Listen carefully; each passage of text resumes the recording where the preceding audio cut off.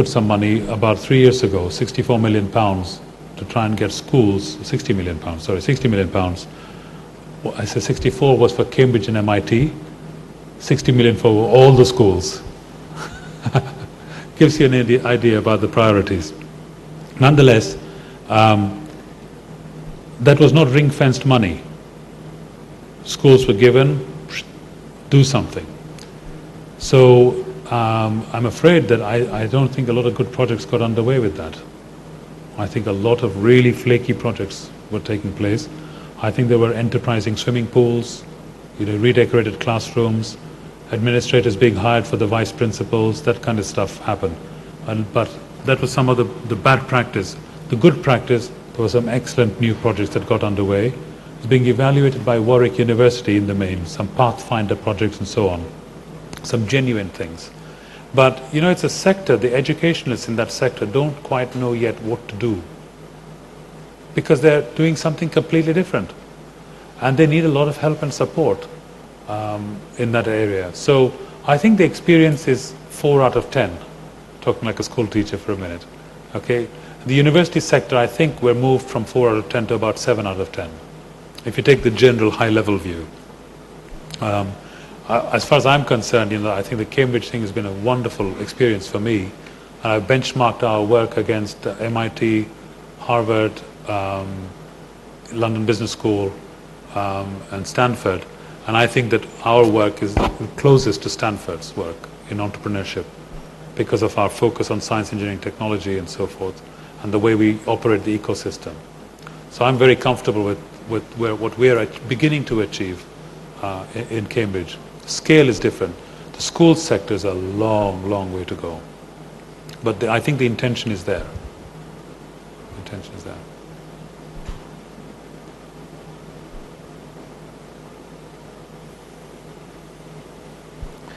You seem to not like very much politicians, and I happen to be a humble local politician of the City Council of Częstochowa.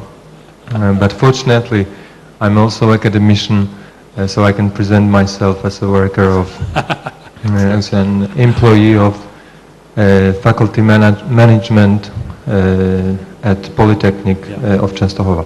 I would like to ask you a question, if you could briefly say something more about the role of government and so-called policy makers in the project.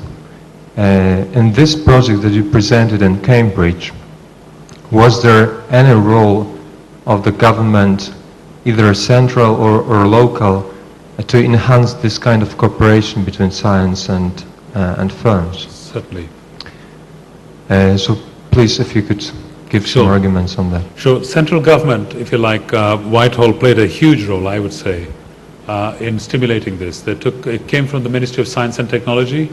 The initial money came from there, and then it transferred to the Ministry of Higher Education, if you like, Department for Higher Education. And so, I would say, quite thoughtful mechanisms for transferring money from government to the university sector to make this thing happen. Of course, they're not determining every last dollar, because they can't, because each institution is manifesting in its own way. But they had investment panels, if you like, to vet the proposals and so on. So part of the money is what's called regular funding now, Higher Education Innovation Fund, and part of it is innovation money, for which there's some very tough criteria. So certainly with funding, big help and support. And then the regional agencies also get involved. They have other pots of money, they do things.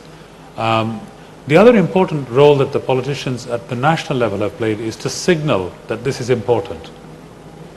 I think it's been really crucial that Gordon Brown, from the very top, has actually said this is part of future policy of the UK, and has put his money where his mouth is, if you like. And a lot of other politicians have got behind that.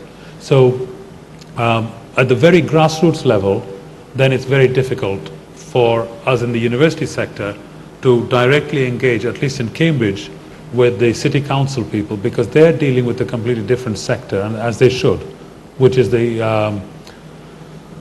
disempowered, socially excluded. So Our work, if you like, and to paraphrase, would be to help the rich to become richer. The work at the grassroots level is to help the poor to become less poor. And I think there's a big, big difference in that, but it is crucially important.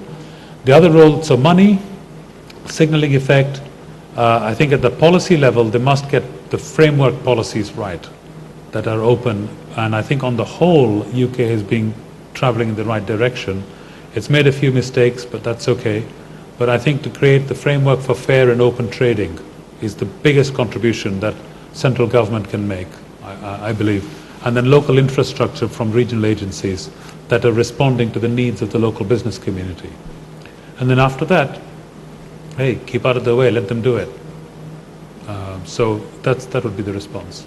Hope that helps. I do vote, by the way, so I don't completely dislike them.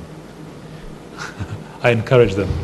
Ladies and gentlemen, we shouldn't disencourage our guests for coming next time to Poland. So I think we will stop our discussion at the moment. Perhaps it will be a chance to ask a couple of questions during the cocktail, if Professor will be available. I hope so. So thank you very much for this long and interesting, inspiring speech and answering questions. Thank you very much.